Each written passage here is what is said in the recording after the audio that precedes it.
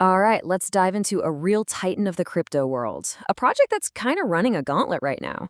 See, on one hand, it's the absolute backbone for a multi-trillion-dollar industry, but on the other, it's facing new challenges from every single direction. We are, of course, talking about Chainlink. So let's start with a really fundamental question. You know, blockchains are amazing, right? They're secure, they're decentralized, but they've got this one massive limitation. They are totally isolated. By themselves, they have no way to access information from the outside world. So how in the world does a smart contract on Ethereum know the price of gold, or the final score of a game, or the weather in Tokyo? Well, this gets us to what the industry calls the oracle problem. The best way to think about it is to imagine a blockchain is inside a completely sealed, soundproof room. It knows everything that happens inside that room perfectly, but it's completely blind and deaf to the entire outside world. And that's a huge barrier. I mean, without real-world data, blockchains are just interesting experiments. They can't really interact with our financial systems or supply chains, or, well, anything. But what if you could build a secure translator, a totally reliable messenger that could pass information into and out of that sealed room, all without messing with its security? Well, that is precisely the problem Chainlink was created to solve. So at its core, Chainlink is that critical bridge. It's a decentralized network that feeds external data into blockchains, and it can even send instructions from those blockchains back out to external systems. It's basically the universal translator that finally lets the isolated blockchain world talk to our world. And here's the thing, it didn't just solve the problem, it has completely come to dominate the solution. To really understand Chainlink today, you just have to grasp the sheer scale of its leadership in this market. Let's just start with this number, because it's pretty staggering. $8 trillion. That is the total value that has been secured by the Chainlink network. And look, this isn't some made-up theoretical value. This is real money and real assets inside of DeFi protocols that are counting on Chainlink's data to work properly. The stakes here are just incredibly high. And that $8 trillion, it's spread across hundreds of different applications. We're talking about the biggest names in DeFi, lending platforms, exchanges, you name it. All of them depend on Chainlink to give them accurate, reliable data. This has created a massive competitive moat around them, a network effect that's just incredibly difficult for anyone else to even try to overcome. So how does this whole engine actually work?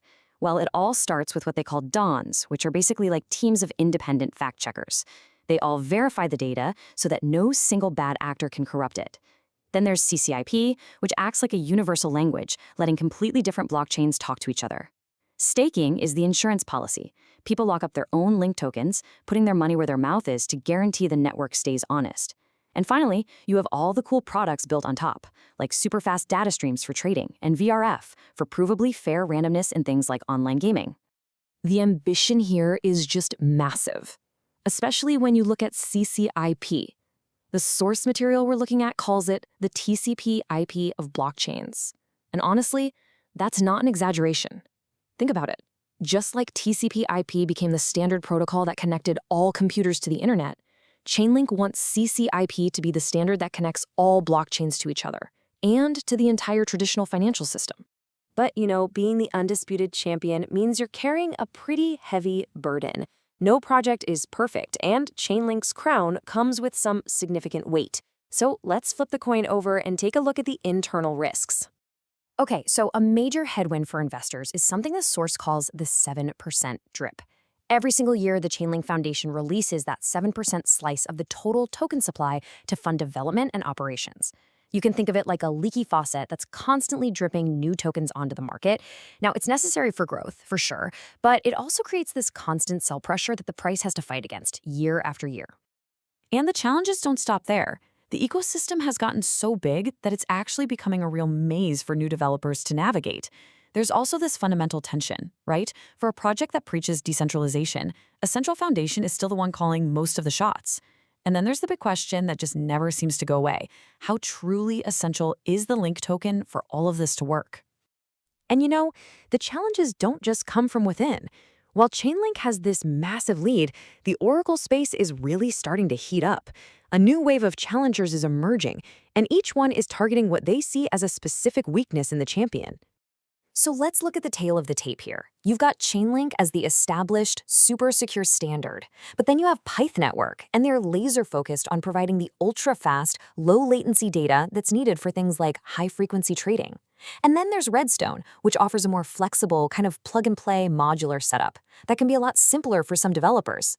See, they aren't trying to beat Chainlink at its own game everywhere. They're trying to carve out their own valuable niches. And this is where the stakes become just crystal clear. The source material puts it pretty bluntly. The biggest risk here isn't just a new competitor, it's the systemic weight that Chainlink now carries. A single major failure in Chainlink's network wouldn't just hurt one project, it could set off a domino effect, a multi-billion-dollar collapse across the entire DeFi world. It's almost become too big to fail. And of course, hanging over all of this is the ever-present shadow of regulatory uncertainty. Like pretty much every other major crypto project out there, Chainlink faces the risk that regulators like the SEC could one day classify its Link token as a security.